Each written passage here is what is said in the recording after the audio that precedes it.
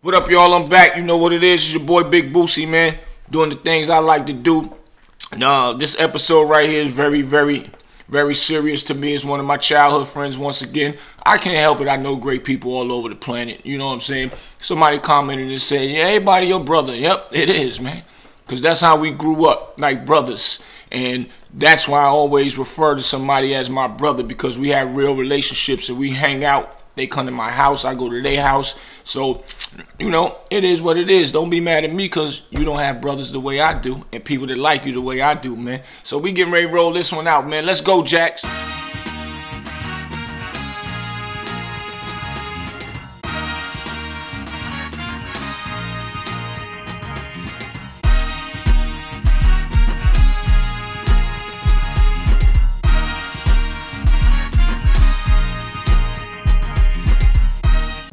We're gonna get crushed. Yeah. Where's your cousin from Philly who's supposed to help us out? Why don't we just find out? What? Dial 1-800-CALL ATT and call collect. Now? It's the same low rate every minute, everywhere. So drive right down the center and dial 1-800-CALL-ATT. Is Pee-wee there? Pee-wee? He left 3 hours ago. Yo, cousin Pee-wee. Hey, he must be the family tree, huh? Dial 1-800-CALL ATT for collect calls. It's the same low rate every minute, everywhere. All right! Yo, man, it's been quiet out there since them DC boys rolled out. What's up? It's because we fucked them up, nigga. Motherfuckers probably still in the hospital and shit. Snatch pops. Fuck, Dion. Uh-oh. That shit finished right there. Yeah, it should be 10. That's the last two should make 10 too. 10. Up to 10. Count it, 'cause I'm not sure.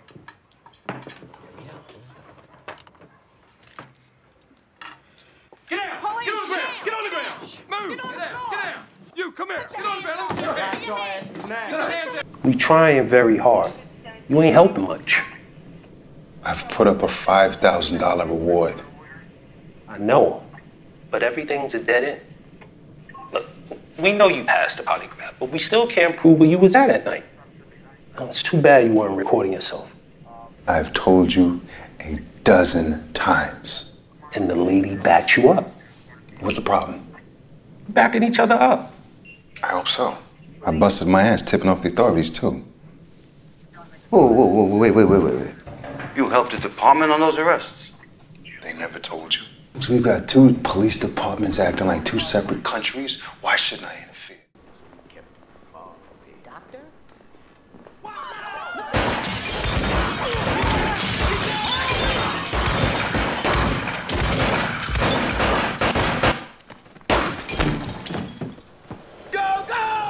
This right here, man, is something real serious. Got one of my childhood friends, man, that we all used to hang out together, play tag together.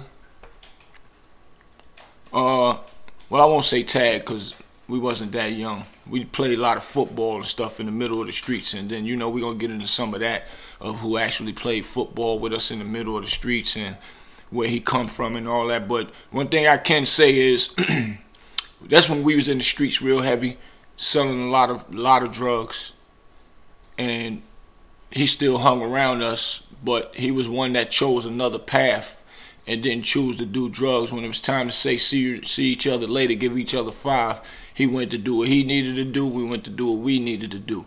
But later on, when we wasn't doing none of that, we come back together and we hanging out on the block, gambling, laughing, joking, snapping and joking on each other. You know, it's crazy, man. So I want to bring to you my bro, Travis Terrel Jacobs. Make sure y'all get that right. We got a lot to talk about. Trav, what's up, man? What's going on? What's up, Big Boosie? You making a lot of moves out here, man. I'm proud of you. Congratulations to your success. I appreciate that. I Doing. appreciate that, man. I want to say the same to you. Yeah. I want to say the same to you, bro, because, you know, before, when I got out of jail, I didn't know where you was at. So, quick story.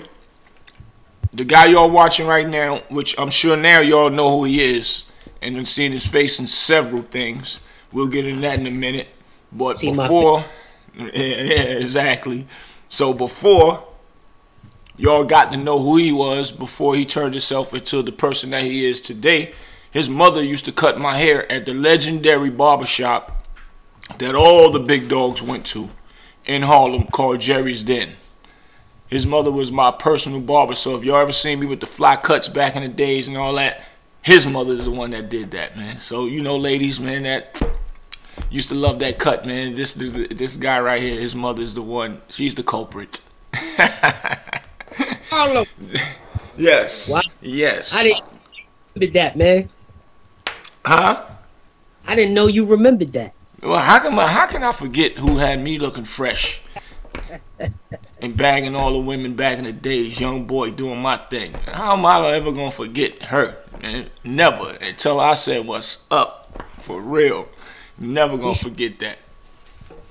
So, all right, for my audience, let them know where Travis come from. I'm from Harlem and the Bronx. I grew up in the Bronx as well. Mm-hmm. Right. I'm more familiar with Harlem, or I relate to Harlem more. That's where I spent most of my time. Right.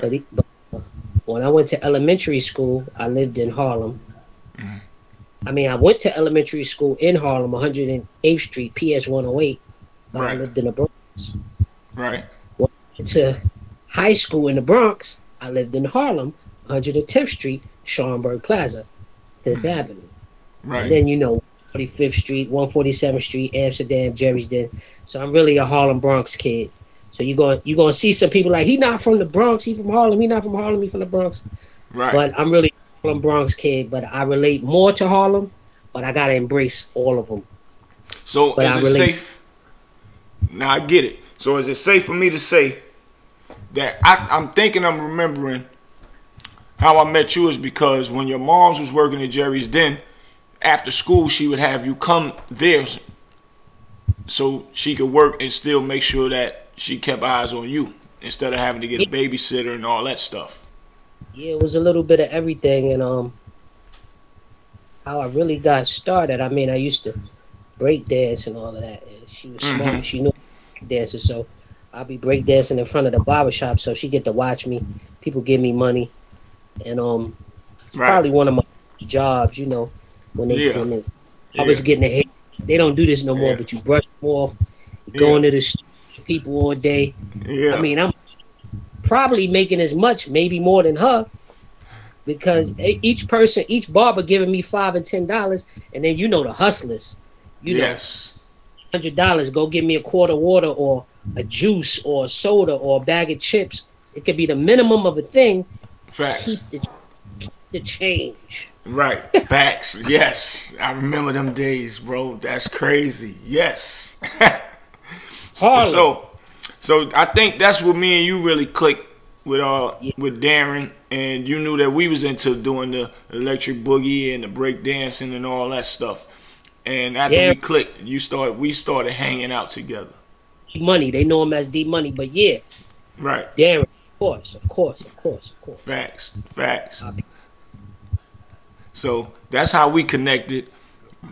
Can you speak about legendary people, being that you was there more than anybody, you know, with your moms working and spending a lot of time there? Can you break down a few legendary people that actually came through there, street legendary people, or even other legendary? Who's legendary that you actually seen come through there? Remember all the names, and I'm gonna try to go for some names that don't get spoken of that much. But there was like Clyde. He used to be on the bikes. God bless my bro Clyde. Yes. Big Jeff. Big Jeff to the left. Yes. A dude, Blue. I just walked through the hallway and was showing my producer Jack's blue apartment. That's gonna be in the documentary for Tubi. Bombino. Whoa. Yeah. Keep talking, baby. We about to tear the streets up with this one. AZ. Facts. Alpo. Yes. Richard Porter. Yes. It was a lot of them, man. Yeah. Basketball. I mean, Jerry's Den was like the premier. I met Charlie Murphy at Jerry's Den. This was before he became big. Facts. That's how Facts. That's how Harlem was. Like, I mean, just imagine. And he lived in Jersey, so Right. when I started seeing the movies, I was like, "Oh man, you in the movies?" And he would share stories with me, man. He knew kung fu. This dude smoked weed. He was, man. So yeah, Kevin Hart said the same thing. those brothers, you know, they taught me a lot, like what not to do, because I made a different choice, like not to do it. And the family used to be concerned because A and Rich and every top person, Big Gary, dog. cut their hair. Yeah, they And like Gary. I would see them with the cars, like, oh man, it reminded me of Darnell Porter. Like, I wasn't that young, but I was more like not into the street element. It was around me, but I didn't choose that life. But I knew they had nice cars. I knew what they was doing. So when I was sitting in their car in front of the barbershop, the family would get scared, like, oh, he might do it, you know. But it never was in my mind because Right. got to learn from the mistakes, and it really affected Facts. me. Week after week, that I would see one brother come to the shop, and then the next week, my mother's like, he's dead. Like, it traumatized me, and I knew, like, if I want to do that, that could be me. Facts. Then once I started getting success at what I did, I said, nah, I'm gonna go this route, and I think I made a good choice. So I Facts. appreciate you doing this, you know, because sometimes people like me don't get hurt. They think we all made that one choice. They don't know some of us didn't make that choice. And then because I didn't make the choice, oh, he not street, he not gangster, he's this, he's that. So, but I didn't care because I knew, like, That's a I'm good not thing. hard, portray hard, but if you cross me and it's necessary, I'm gonna react like you probably don't know me. So I never Exactly. let bother. One thing about being gangster, Huh?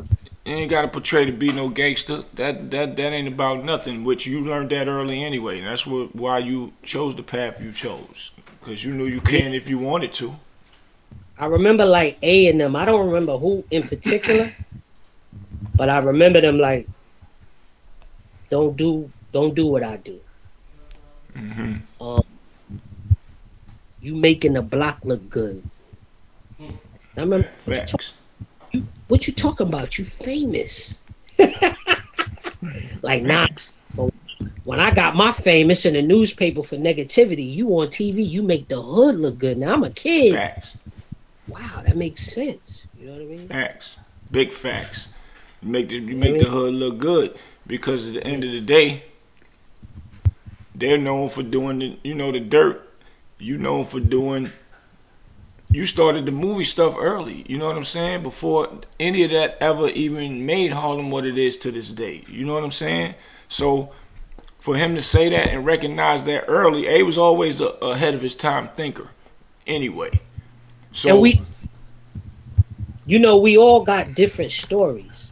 We all can That's a make our fact. movie, because if you take Jerry's Den by itself, that's legendary. movie. That's legendary. I remember being in the barbershop, right? This when I was in high school. I went to Stevenson High School in the Bronx. And Alpo name was out there. Now, you know, if you from the Bronx back then, you usually don't know the cats in Harlem, but I'm in Harlem, but I go to school in the Bronx. Facts. So his name was circulating like that. I came back, I said, yo, Po. I said, yo, you famous. I'll never forget this. You said, yeah, man, I'm famous with the police too. I'll never forget that. That's a fact. That's a I didn't fact. tell you. All I was like, Dad, you famous, man. Like, but I knew not to do it. I knew not to mess with it. It just wasn't for me, you know. That nigga But I Alpo, respect. one the thing same about time. him, that's a good thing. One thing about him, he ain't caring nothing about no police. I remember one time around that era when it was a cop. He was a crooked ass cop, and he was I forgot this dude's name, man. He's a brown skinned dude, have a nice little afro. He kind of looked like the dude in the Paid in Full movie that act like he was a regular nigga, the ones that lock Cameron up at the end of the movie. There's a cop like him used to jump out on people and take all their drugs and their money and all that. And my nigga Charlie C, God bless the dead, knew this cop personally. before he was a cop. And he used to tell him, yo, tell your boy Alpo, man, he better walk light and tread light around me, man. Tell him if he got a problem, man, tell him, you know, he can holler at me, man. So my boy Charlie C knew Alpo. Charlie C was the nigga that used to laugh and joke and snap on niggas and have everybody laugh, and everybody loved Charlie C. You gotta know he used to be up in the barbershop too, with Gary. And he went and told Alpo. I was standing right there. The nigga said, yo, man, the police told me to tell you, man, tread lightly. And the only reason why I'm telling you, Po, because you my nigga. I don't want that nigga starting no shit with you. Alpo told that nigga, said, go. He said, man, Charlie, go tell that nigga I said, suck my dick. Fuck him. Do his job. I'm like, whoa. And this nigga had Harlem. Any movement, you see him running around, got niggas' cars, got them outside of their cars, searching, not strip searching, but searching the cars and searching niggas and taking the drugs from him. His name started ringing through the hood. I think he got locked up. I can't remember. Anybody seeing this interview, man, hit me on the comments, because his name was ringing heavy back then. I'm going to ask Gangsta Lou. I know Lou probably remember that cop name, because the cop was a dirty nigga. But yeah, though, so, all right, so after moving around from Bronx to Harlem and all that, didn't we used to hang out at the break, doing that break dance stuff somewhere? Yeah. We used to be at JR's with BJ. JR's, yep. 143rd Hamilton crew. Yeah. We used to be at JR's breaking all day, and they used to film it on their cable channel and all that. Yep. Yeah. To have little B-boy. I remember one time we all went to see Breaking on 146, between 146 and 147 in Broadway. At the Nova. Went to see Breaking at the Nova. At the Nova, yep. Must have rehearsed for hours and hours and hours. And we had what we called the clubhouse around Darren's block. We would go up the fire escape into like an abandoned building and do graffiti just like the movie and be breakdancing in it. Right. Crazy. Wow, you bringing memories back, boy. You messing my head up right now. I remember all of that. Now I forgot all about that, dog. And I remember we used to be crazy. We used to be in Broadway International. Yeah, exactly. That's where Dougie Fresh got started at. Dougie Fresh, I remember. KRS, we in there. We was really too young to be in there. Yeah. But we kids, and back then it wasn't like now. And see, this is one of the stories on one of my episodes. I told people I used to sneak out the house, me and my brother Ant, leaving the door open, which was crazy because my mother and father in there sleeping. But that's how bad we wanted to keep up with the Joneses and be outside. We used to sneak outside to go to Broadway International, acting like we the big dogs, knowing that we got curfews and supposed to be in the house and all that. We did all of that to be in there, and now you bringing that up. So this right here is a receipt for what I was talking about. You know what I'm saying? And that's when we first ever in my life seen Dougie Fresh do that beatbox stuff with his mouth. And nobody knew that could ever happen. He was the first ever did it in there, dog. Yeah. Before records, he put records out, anything. It was so long ago that sometimes I see other podcasts and they bring back the memory like I'm bringing you back the memory. Because I seen Ross. You know Ross? You probably know Ross. Oh, yeah, Ross. He did a joint talking about Rich Porter and all that. Yeah, Ross. I know Ross. National, in a contest he was in with Dougie Fresh and yeah, they had a little crew. It was Just Ice. I forget what the name of them was, but he was making mockery, and it brought back the memory. I was there, and KRS was in it too. And Ross and them had a team. Them boys is nice lyrically, boy. They was nice. I remember. They was nice. Yeah. A lot of they memories. had a line. Ross had a line about something, man. I think we was on 144th and Broadway. Something about I gave her money and then she came in my hand. The ending of the rap. So if he watching this, man, he know what I'm talking about. That lyric, they used to fuck niggas up when they rap, man. They was hot back then, man. Those would have been the ones that would have made it if they would have stuck with it. You know what I'm saying? But that's crazy you brought that up. That's deep, man. That's deep. Oh, yeah. No doubt. I forget the lady name. Omar Chandler used to be in there. Another. Yep. God bless the dead Omar Chandler. Yep. So I have to do a movie about the den. Jerry's Den is big. That's very big. Omar Chandler, God bless the dead. You know, he had a baby by Teddy Riley's sister. He moved to VA. You know, he the one got me my first deal. I had the manager with Shelly Thunder that had the Koof Again record. When I was rapping back then, yeah, I had me and her. His name is Davey. I ain't seen him in a while. Jesse West was a part of us. Was the manager. Jesse West got a song with Biggie Smalls, Rich Nice. I met all of them, and but Omar plugged me with that, and he, you know, he had an album that was on. I forgot what label he was on. But MCA. Right, exactly. And I know he related to Teddy Riley somehow. Everybody's connected. Yeah, he through the sister. He had a baby with Teddy Riley's sister, and later on down the road, he got locked up for allegedly was accused for raping a young boy or something. Teddy Riley then bailed him out of jail, and was holding him down till he was going to court and stuff like that. So I think he beat the case. So it never turned out to nothing. I don't actually know everything, but he moved. Huh? I said you remember that. I wasn't gonna bring that up. Yeah, I mean I'm gonna bring it up. Just gotta keep it 1,000. And he moved to South Carolina. And they end up eventually finding him in there dead. Yeah, I heard he got stabbed up by somebody. Right. So I heard they caught everything. Oh wow, that's crazy. And Yeah, you know I he don't on know. the legendary joints with raw bass, Joy and Pain. For y'all that don't know, Sunshine, and then the other one that he on with raw bass. That's who we talk about right now. If y'all don't know, Harlem. My father didn't like him. My father used to tell her, "Yo, man, I don't want y'all hanging with that motherfucker. Something wasn't about him." My father said that, man. God bless my father, like for real. Sir. But just this conversation is just to explain, you know, greatness that we was around. Because he used to have me riding with raw bass all the time, and you know, I got to know raw bass was good dude, showed a lot of love. So, but He yeah, took me some performances he had in a spot in the Bronx called the Castle. Yeah, the Castle. You gotta go up that hill when you coming through. I seen Slick Rick have a shootout in that motherfucker, nigga. Coming up the hill, nigga, I had to get low.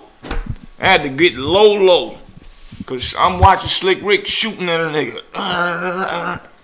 Slick Rick was about that business back then. In real life. Is that when he had that shootout with his family or somebody else? Somebody was, you know, Slick Rick used to want to wear jewelry all the time, and niggas would think that he's soft because he made those storytelling records. Yeah.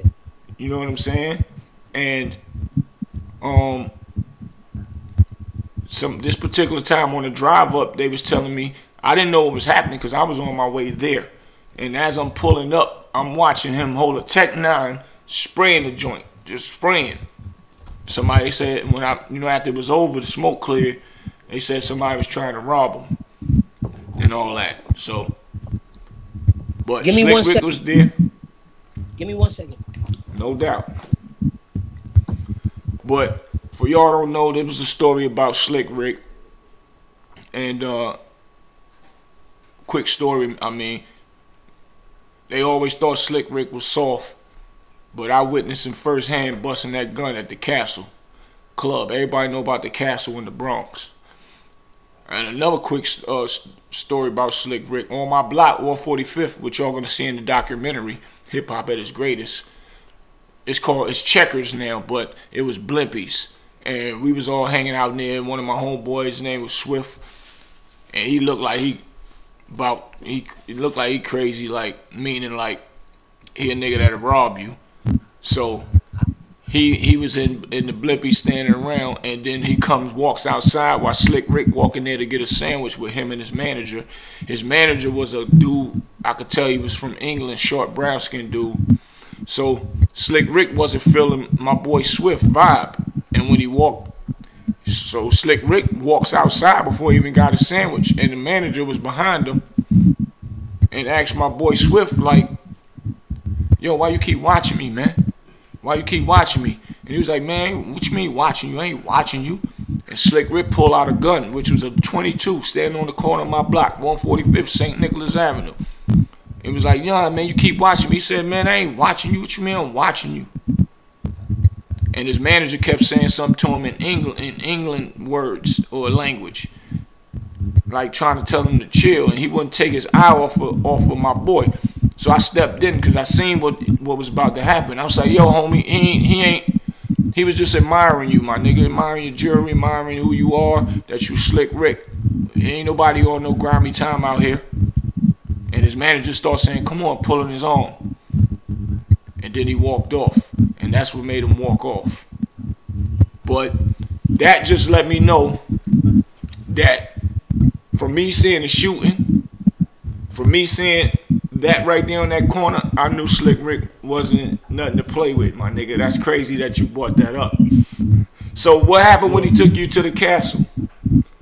You was performing at the castle? Him and Rob Bass performing, you know, they were doing they was hot at that time.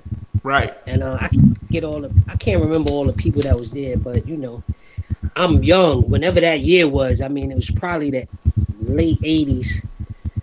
You know, I'm a kid, you know what I mean? So I was just in awe of everything. I knew I was finding my way because I always, you know, I think us Harlem dudes always felt like stars, you know what I'm saying, in a different kind of way.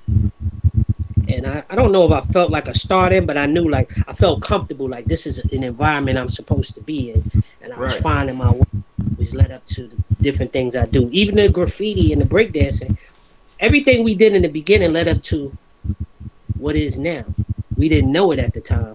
Writing on a wall, I'm really trying to get fame. Like, I could have just X'd that out and just did TV, you know what I mean? Then I wound up doing it. So Omar Chandler, who was like an R&B singer, he had a great voice. He lived on, well, he probably lived in several places, but I remember one spot he lived on. It was like a little brownstone. You go down some steps between 146 and 47th. 147th, exactly. But anyway, I was a kid, and like I said, I was just in awe of everything. And you know, they had some of the hot records at the time. Don't call me to the castle. So, you know, I'm a kid. I mean, people all over the world who want to just be in that environment, you know. With a superstar, because Rob Bass was a superstar. Like I said, I realized then, it's like I knew, like a lot of us cats from Harlem always felt like stars. We were stars before it was really stardom, you know what I mean? Just street stardom. And, facts. Because we always want to stay fly.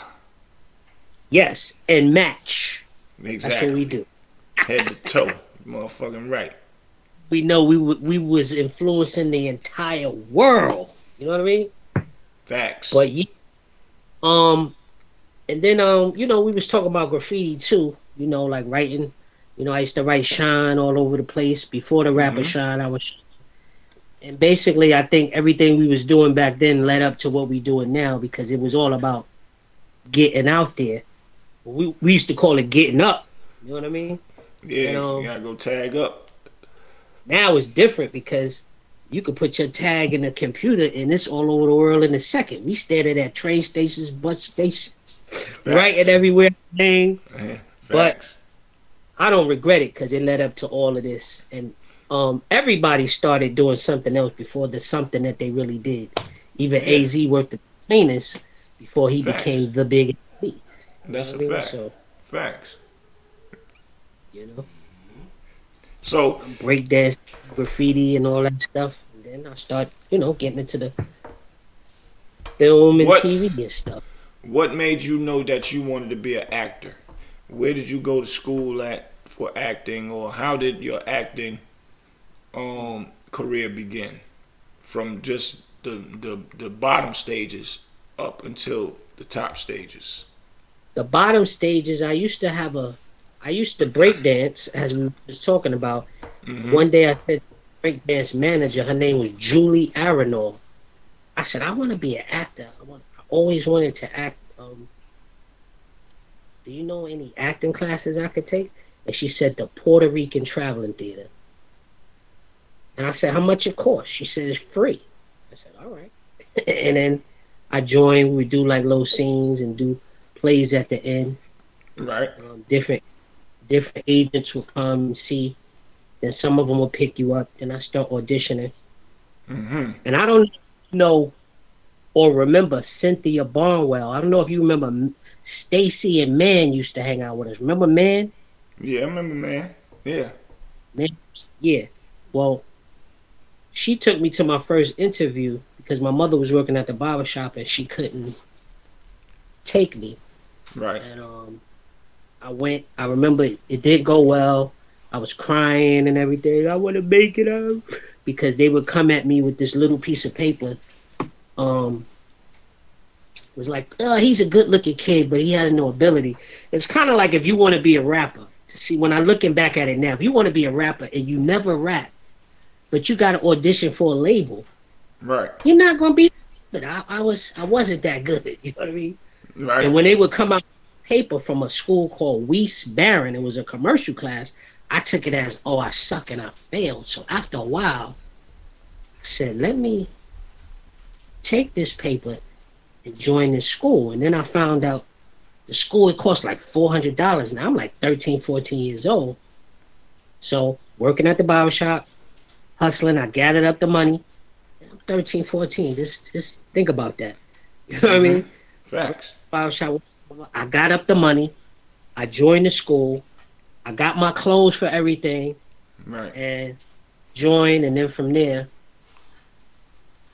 I got a scholarship to a Shakespearean school. I forget the name of it. The Trinity School. Right. And I did a Shakespearean play. Like everything was like a, you know, just one thing on top of another thing, which led to everything. Right. And then, I went through a lot of failures, just like you doing it. as everybody, yes. A lot of rejection, a lot of no. But I just, something inside was just like, man, I just, whatever it takes to get to that point. And then eventually I start hitting, you know what I mean? Right. So, but it took me time.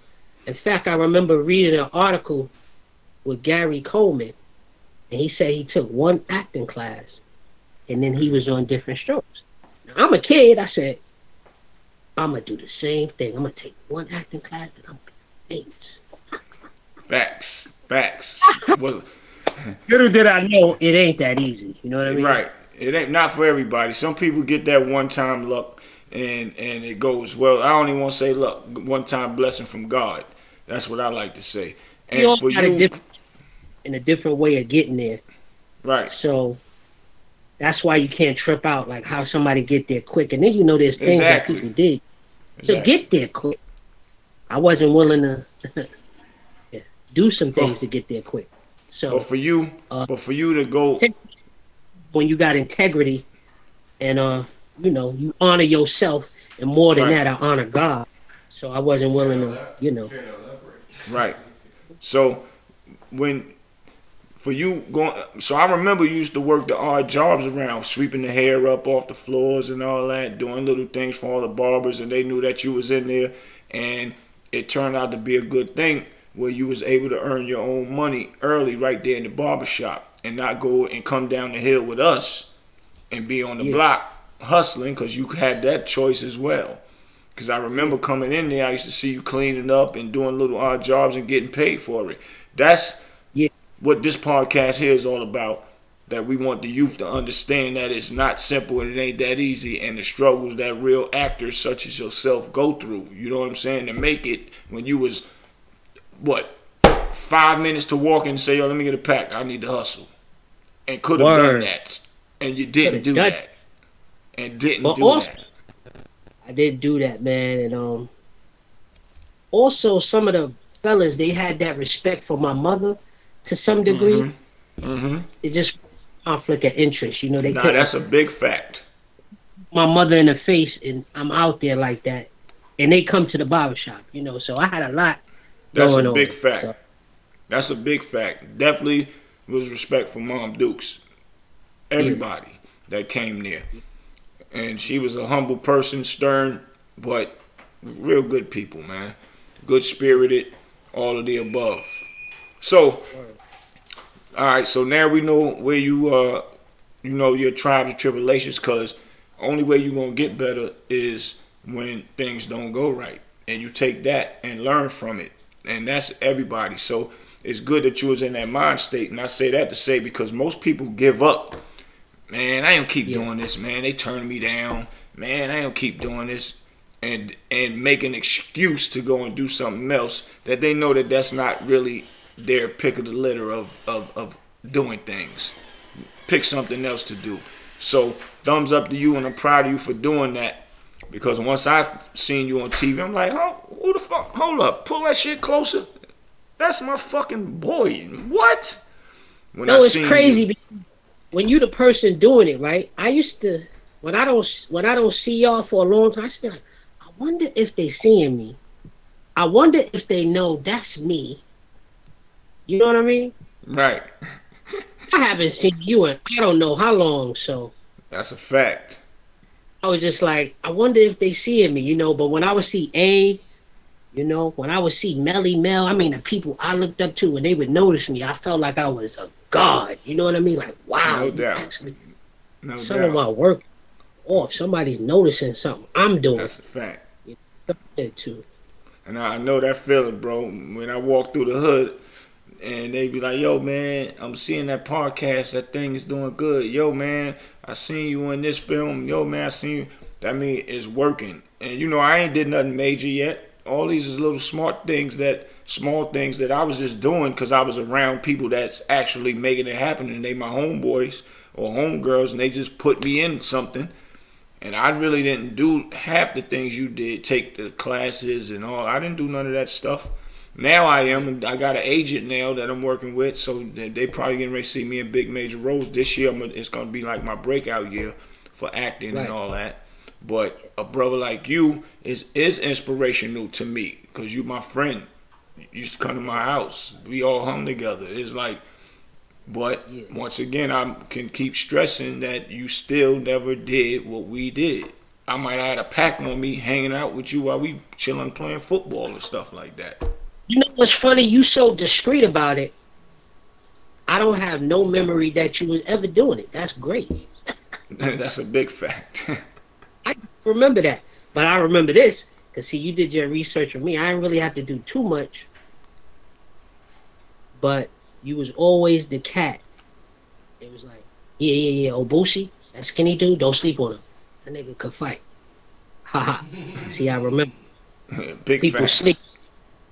People see the size. See. I knew from back then, don't sleep on people in their size. Because some of the bad dudes are not the biggest dudes. That's a right fact. here. Right here. It's crazy you said that. My producer Jax just heard one of them stories. And so, nah, everybody know you from that. I remember that. I remember the word. I remember, matter of fact, it was Stacy. Like, oh yeah, Boosie? Yeah, he's skinny. That nigga could fight though. It was exact words. I remember it like yesterday. Facts. So, and my producer Jackson just heard that the other day, and he was like, wow, because a lot of people wonder why they call you Big Boosie. It ain't because I'm big.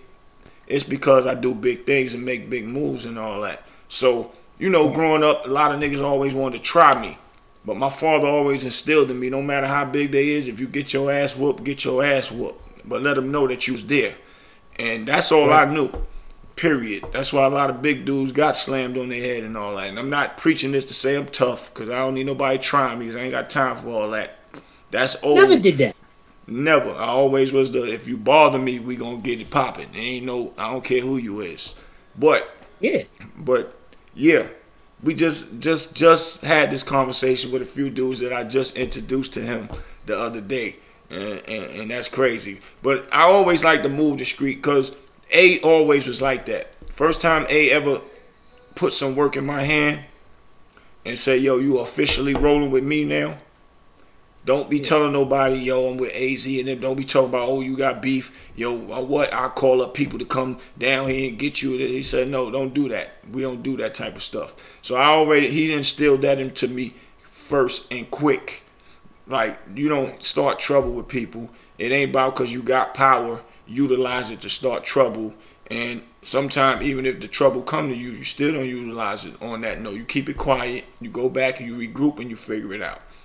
So that's why it was a lot of discretion how I moved back then, because it was instilled in me early. You know what I'm saying? And I still like to come hang with my friends and chill with my boys when I ain't rolling around down there with the big boys. You know what I'm saying? So that's what that was about. Now, I see you got a book. I want to get into your book first. You got a book that you got. You sent me the cover to that. Yeah. I got a book. It's coming out. Right. Give us something on that. It's called How I Survive in Show Business Without Waiting Tables. It's pretty much self-explanatory, because a lot of actors and artists wait tables and be bartenders, and I learned how to finagle the business from being around the Harlem hustlers. I learned how to finagle the business without having a conventional job or being a bartender or a waiter. And basically, you know, people asking me, how do you do that? And how did you work the business without waiting tables or having a bartender? And from the question so much, I said, I should write out everything I know and make it a book. That's what I did. So I just take you through my journey. I did this, I did that. I sent pictures here, I sent pictures there. I had my auditions here, and this is how I did. I got success from my own mailings. So I talk about mailings. I talk about what you did, movie sets. I talk about the Screen Actors Guild, the overtime, even when you do extra work, stand-in work, body double work, voiceovers. You know, I done print work, a bunch of ads all over. I didn't get to send you, but I don't know if you were seeing me in posters. I used to be in posters, and I mean, I've probably been in over 100 different ads, if you know what I mean. And I have them. I have most of them. I didn't have a chance to send it all to you because I didn't want to overwhelm you. That's why, if you notice, each day I was sending you little by little. I didn't want to like, boof. You know what I mean? Well, you make sure you send them to me, because, you know, we definitely going to edit this joint, because I want this done properly, because I want you to get your flowers right now, and I want people to know who you are. It ain't just because you my friend. It's because people need to know this stuff. And we will, as far as how a person starts from scratch and turn themselves into something. And you didn't take the other path like other people did as far as waiting tables. You did other moves. So other people can understand you don't got to follow what everybody else do. Create your own lane for your own self. So that book is very, very important. Yeah, I just need one more final edit. And, you know, because I didn't want a bunch of mistakes in it. You know what I mean? So I could put it out with all the grammatical errors, but, you know, I'm a perfectionist, and it's a part of my legacy. It's something that's going to be here even when I'm dead and gone, you know. So we got to, I take it serious, you know what I mean? Like, that's a fact. So what's going on with it? I'm proud of it. It's not going to be my last book. I don't even think it's my best work, but I did it, you know. I set goals, and I'm just grateful that I set the goal, and I kind of did it. I can't wait to be holding a few in my hand, and just, it don't matter to me if it go. I can't wait to hold a few in my hands. Yeah, I can't wait to hold a few in my hand, and it'll be sitting right here. I'm going to post it up, sitting right here, and letting people know where to go and get it. Because all positive information from a positive person, I must make sure that I put that out there. I have to. Because I appreciate it. Yeah, that's a fact, man. That's what we all here for each other. You know what I'm saying? Even if you wasn't my childhood friend, even if you was just a friend I just met, and you're doing something positive, I need to actually do that. You know what I'm saying? Show the world, because I want the younger youth to get out of this killing each other. Wake up, think about killing. Wake up, think about how to make you a dollar. Forget worrying about another man to go kill him, or saying, I might die today. I don't care.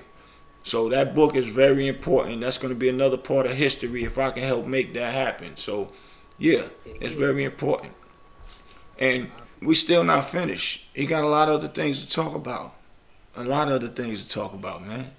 So make sure y'all comment below if y'all seen my bro. and you know, and y'all want to know what other things that he got going on, man. So y'all can chime in and talk to him on the comments. So Trav, yeah, this is a big one. How did you get on The Wire? Very interesting. The big show, The Wire.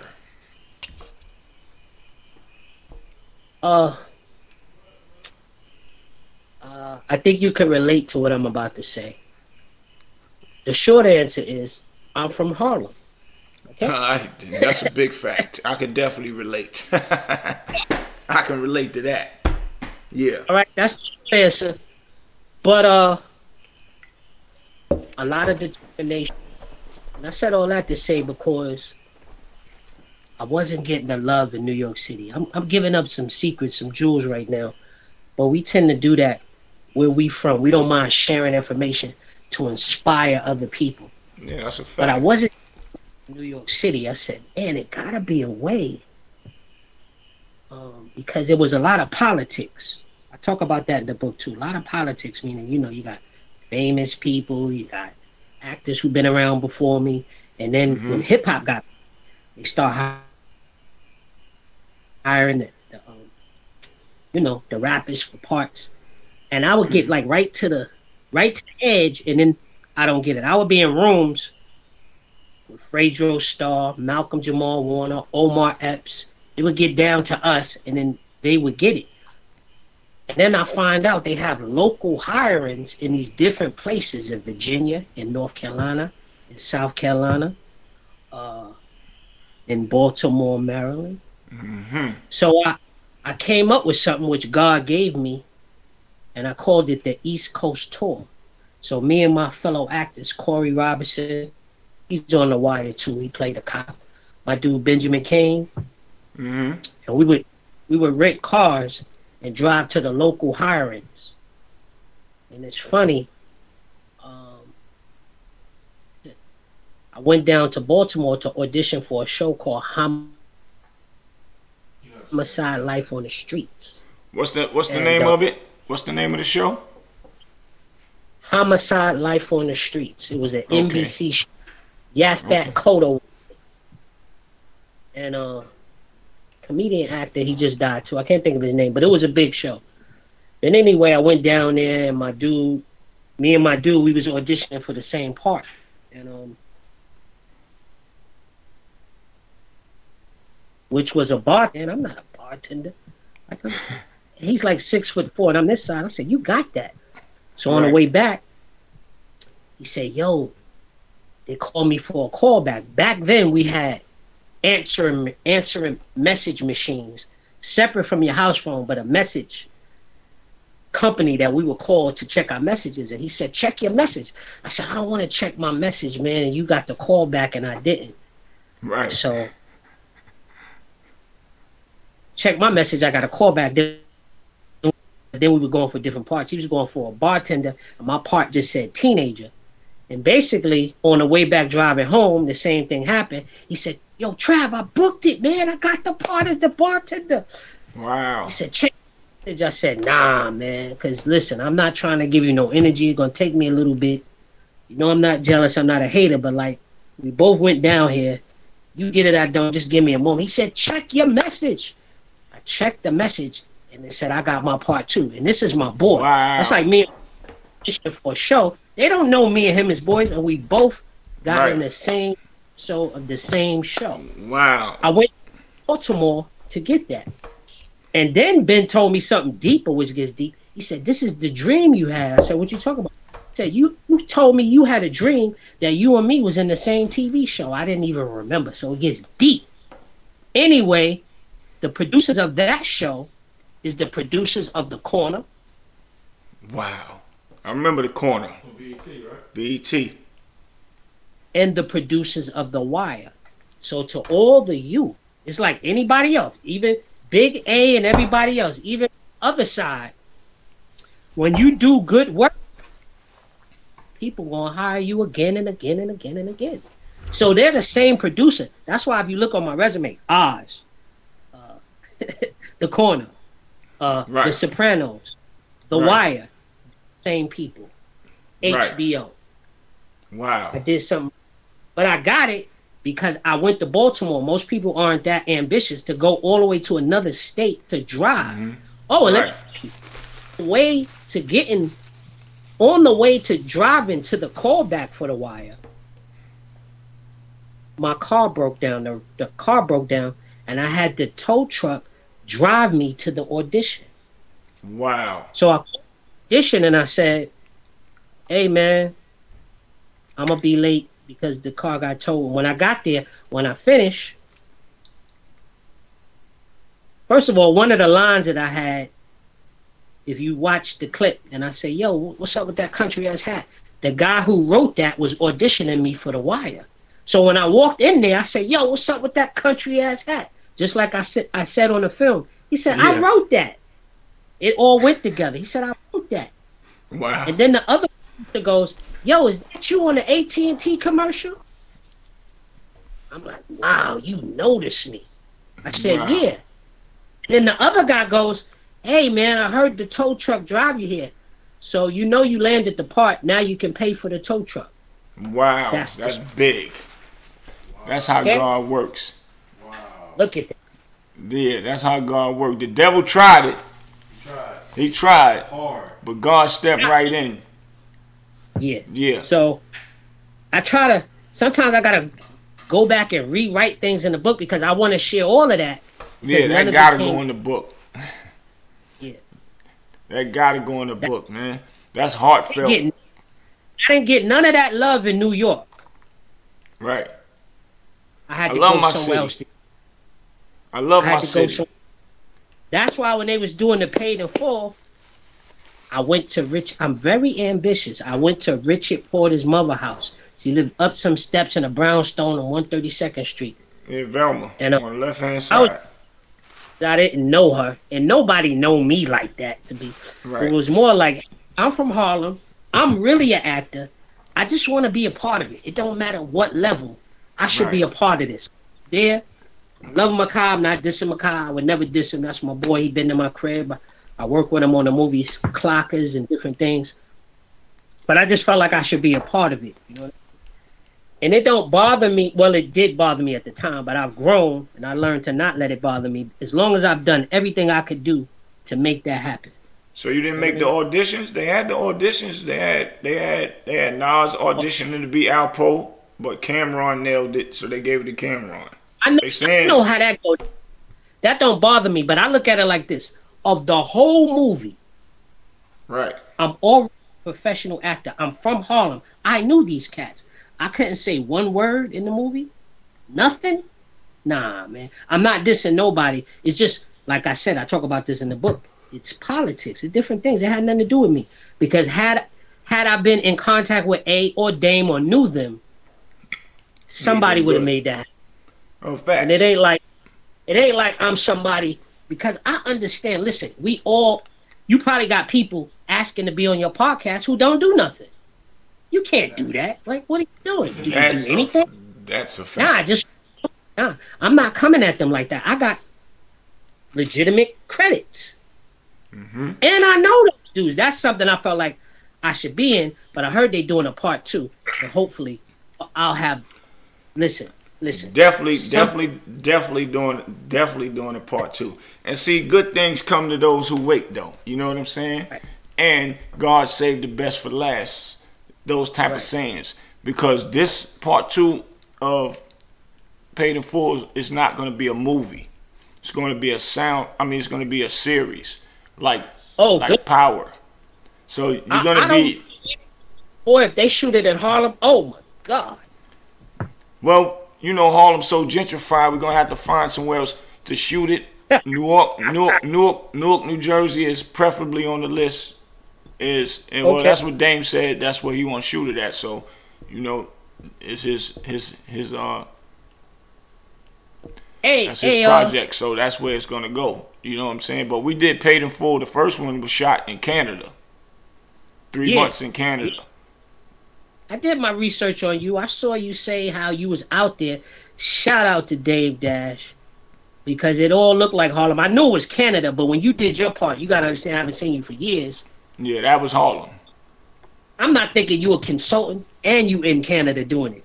And you also said if you was in the Screen Actors Guild, you would have got a line, but you couldn't do the line. See, I do my research on you too, sir. Okay? Big facts. Salute. Big facts. Yes, sir. Yeah. And that was just something they asked me to just go in the wardrobe and fill in as another goon. And who knew that that part was going to be just a legendary part without even me having to say nothing. That's another blessing from God. Oh, back to Paid in Full too. Let me just say this. Right. And let me say this, man. I write some questions down too, man. I don't play. Let's go. I'm ready. I'm rolling, baby. Let's go. Now this is not on you or Dame and them, because I understand the business. Because some of these things could have happened and they edited out. That I understand. As the people who don't know the business, why he changed it, why he do this. Listen, it's not all in his hands, and the powers that be change things to fit. They wanted to make money. It's nothing personal. We're not the dudes who put up all the money who made the movie. I get that. But I wanted first I want to say, if there's any, and I know the real character and we speak about it. If there's somebody I could portray, I would accept whatever they give me, right? Right. But if there's a dude I could portray, it's my dude Whip Wop. I think I would be the height, the size, the coolness. Yeah, I would be good for that. Nah, I can see you playing Whip Wop. That's a fact. Fact. Laid back in the cut, always watching, observant. Will speak if need to be spoke to or need to say something and all that. Yeah, I get that. I see that. Yeah. Now. Also, I want to say, did they write them in the original movies and it just got edited? Did they put Gangsta Lou in it? And if they didn't put those people in it, do you know why? Like, was they mentioned and they, Well, A sold the script to Damon. Harvey Weinstein was the one, the creep. Harvey Weinstein. He the one that put the $13 million up to do the movie. So A wrote that. It was originally called Trapped. And this was before I got locked up. I remember him writing it. I remember the logo was a cross, Jesus cross, and all that. And it was called Trapped. When I came home and my homegirl Keisha, she told me she passed it off to Dame and set the meeting up. Because I introduced her to AZ. When I introduced her to AZ before I got locked up, she was doing a lot of things with AZ during the years that I was locked up. So later on, I still lost contact with her. Eventually, I'm going to have her up here too and explain the story. And she started working with Rockefeller. So she was working down there doing office work and stuff like that. So some kind of way she made the connection. So once the connection was made and the original script was, the business actually went through. Right. I guess Hollywood wrote it. Still took the essence of the originality of it and still switched it around to how they see fit to do so. You know what I'm saying? So, that's what that was all about. Nobody's gonna make the movie exactly how real life was. Right. Facts. That's a fact. I think they give it down. I mean, the part about him telling at the end, and that's the part A didn't like. The question I wanted to ask you, because you said that you was telling Makai like Rich would lean and do that, and he didn't do this and he didn't do that. Listen, and ain't no slight on you. I'm just curious. They had Makai smoking that cigarette. Did anybody say Rich ain't smoked cigarettes? And Rich never smoked cigarettes. Never. Right. But did somebody? Only we would know that. Nobody. Right. No. See, at that time, I wasn't there when he was smoking a cigarette, though. Right. I was just curious. No and doubt. Y'all can edit. I'm not trying to put you on the spot or nothing. Big fan. Oh, no. That's love, and that's great observance, because still, at the end of the day, you ain't gonna critique everything. You're gonna let it flow through. You're gonna let it flow through. Masters didn't know anyway. They didn't know what we knew, but you know. That's my point. Yeah, you know exactly. I mean? So we ain't gonna critique every little thing. Yeah. Yeah. And you know how movies is, they're on a budget, so you can't keep saying cut. We got to the point, Charles Stone was letting me and my boy Jay Black when something wasn't right, nah, cut. He'd be like, cut Boosie? I was like, yeah, cut. Boosie said cut, so he cut. And me and Black, Jay Black would do the same thing. And why me and Jay Black had that leverage, because Dame had to take care of something in L.A. So he flew out to L.A. and left my brother Jay Black regulating with Charles Stone, which is a legendary director from Drumline, a whole bunch of other movies. If y'all, I'm sure you know Charles Stone is. Yeah. For my audience that don't know, did those Budweiser commercials. What's up? Yeah, he created that. What's up? What's up? Exactly. So he was letting us do whatever, and he told me, he said, "Man, don't worry, I'm gonna get you your SAG card. I got you. I'm gonna plug you with that. Good brother." And he was like, whatever y'all. He was letting us cut certain parts because he said, whatever to make this great, I'm gonna follow y'all lead because y'all was there with them brothers, and that's one of the other reasons why that film came out to be the way it is, a beautiful classic movie. And I didn't even think it was gonna be like that. I'm just thinking we were doing a movie like everybody else do a movie, and after the movie come out, gonna make some money from it, and that was it. I didn't know it was gonna turn out to be a legendary cult classic. It's in Spain. They took the words and translated the English words to Spanish words, and it's a #1 over in the Spanish country as well. I'm on set of The Wire, and I was building with Wood Harris because I got some scenes with him too. Right. And I just remember him saying, as far as Paid in Full, AZ, he said, "Yeah, I went and got the documentary, and I looked at that and I studied that, and he really nailed it. Like it makes sense now because when he would say things like dick. See, that's a Harlem slang, man. You know, you go around calling somebody. And baby, what's up, baby? That's how A used to talk. Yeah. So I'm like, nah. He sounds just like AZ when he did that. But if you don't know him, it don't matter anything. But I was like, he nailed that, man. But he actually hung out with AZ and all that too. Okay. So he got to get a little bit of learning, you know, experiences of the real AZ live in the flesh together. So that happened as well. I don't know if it was AZ's sister. Yeah, my girl, Regina Hall. That's my friend. Right. Yeah. No doubt. Good people. Yeah, she came up and doing big things after that. A lot of people came up after that Paid in Full movie, man. They were still doing little things, but they started doing bigger and bigger things after that Paid in Full. So Paid in Full did a lot of legendary things, man, for other people as well, for real. Which, you know, they are great actors and actresses anyway. You know what I'm saying? So big thumbs up to them.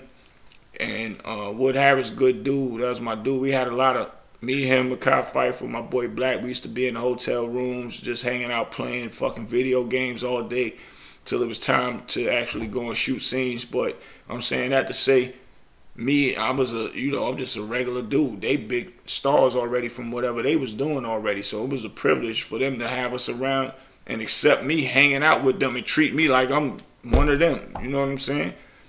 And we got a lot of stories, man, from being over there in Canada chilling. Paid in Full too. I mean, is A involved in this one? Is he getting some credit for this, or? No, once he sold the script and did whatever they did, it's out of his hands now. So, but he you know, Dame, me knowing Dame, good dude. If you know A want to participate in something, if he could see a way to fit A in, he will. Me knowing this is because A was supposed to be mad about something about the first film, right? And he was saying it publicly. And Cam told Dame about it, that A supposed to be mad about the situation. So what I did was I called A and I got with A when I went to New York. I said, yo, he had another script. So I'm like, yo, Dame said he want to see the script. He was like, oh, word? And he was like, yeah. I said, he was like, all right, set the meeting up. So I set the meeting up for A to meet with Dame. Dame agreed to meet with A as well. First thing, when I got him downtown at Dame Art Gallery off Houston Street, he was like,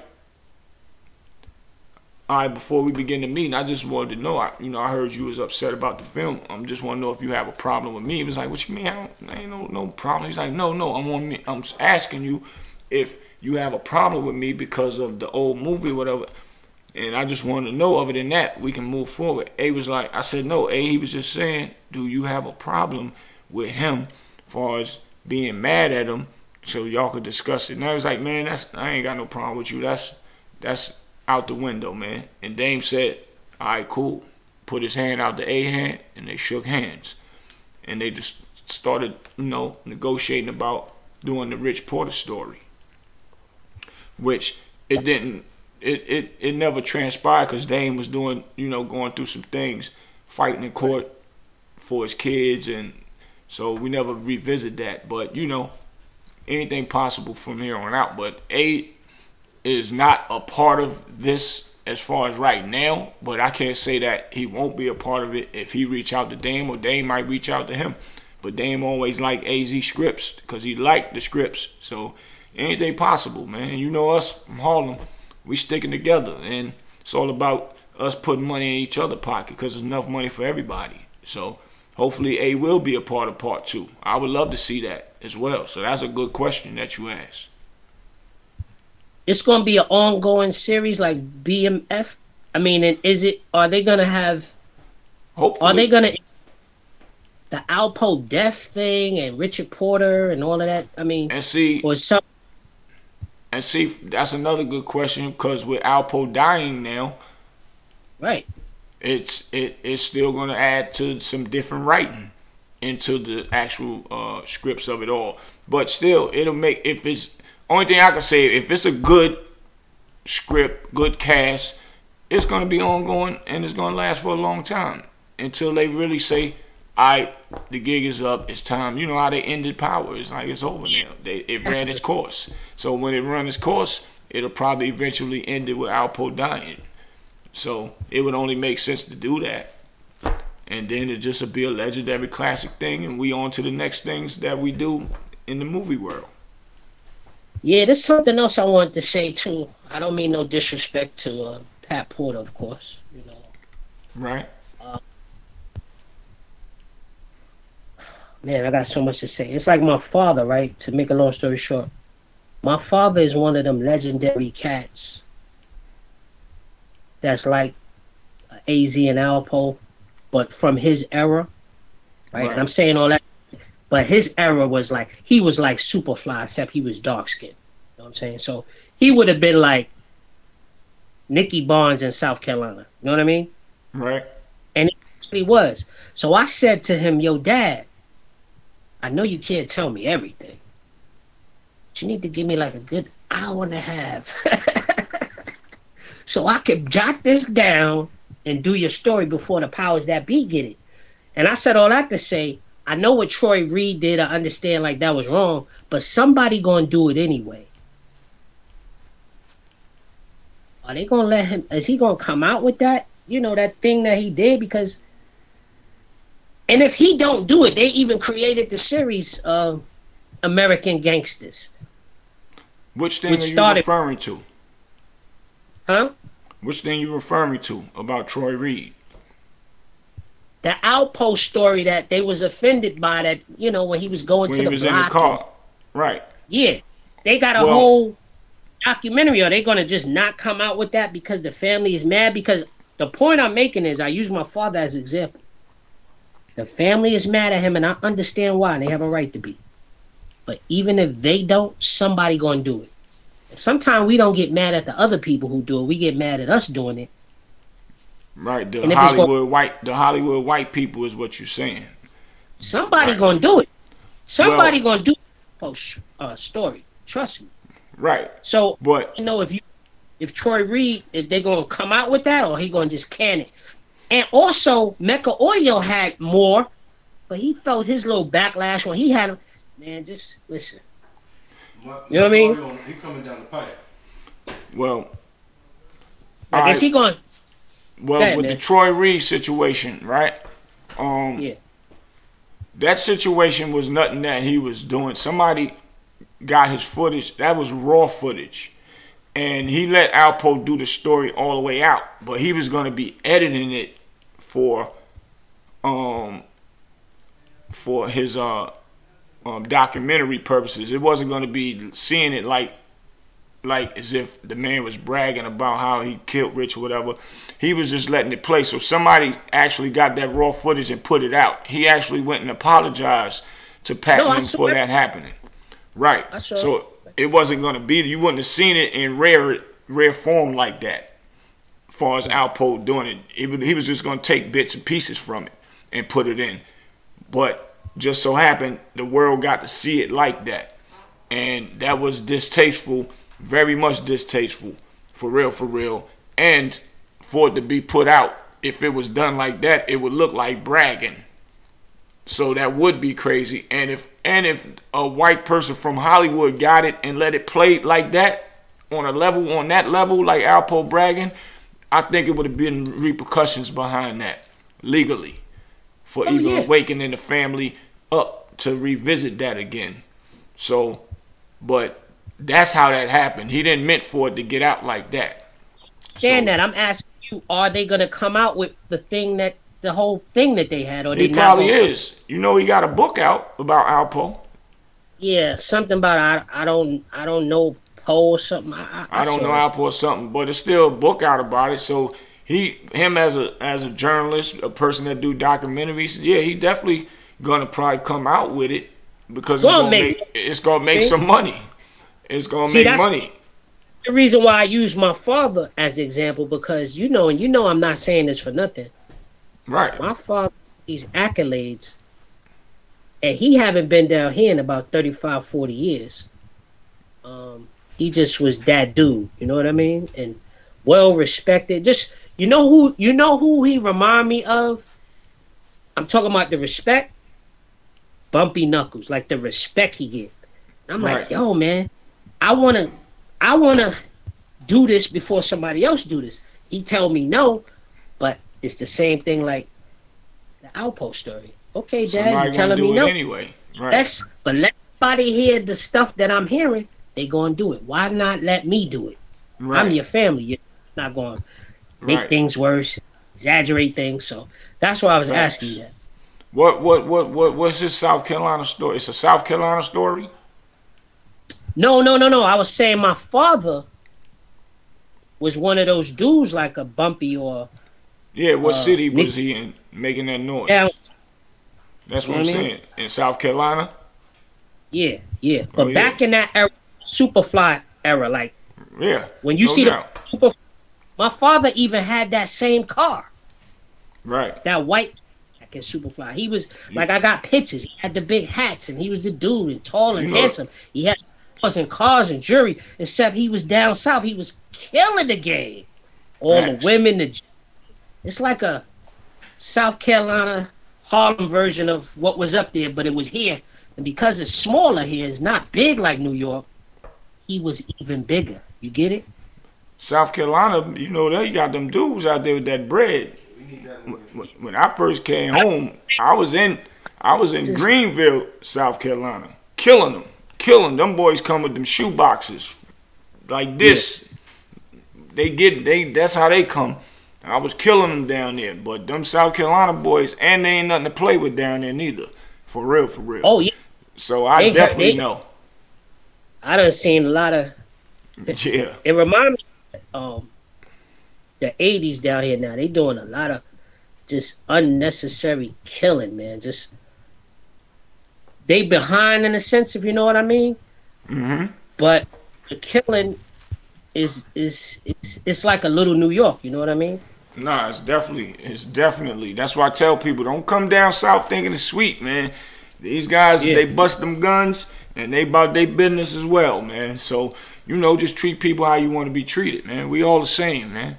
And that's a fact. Hey, luckily for me, man, you know, not having no felony and nothing, and thanks to Donald Trump, and thanks to Donald Trump with his rhetoric, I went out and got my license. I walk around. That's a big thing. Big facts. Facts. And I'm putting them down here. Y'all grew up doing this in New York with illegally like it was nothing. Y'all don't understand that I can walk with a gun legally. Like, that's big for me. And then when I go to New York, you know what happens?